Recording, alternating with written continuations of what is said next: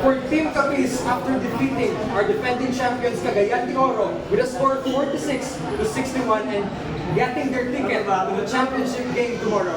And we are here with our coaching staff representative, Coach Paolo, and our best players of the game, Jay Diosa and Jermel Conta. So, we'll go first with Jay.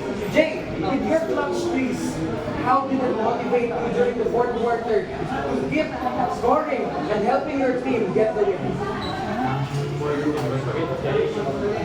Salamat po kayo kasi ginagay niyo kami sa message ako nga diyan sa nakatira dapat ko igan kay Paco pa sa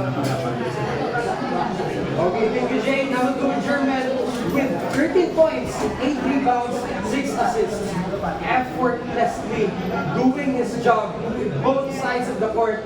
What did motivate you to keep scoring and helping your team get the win?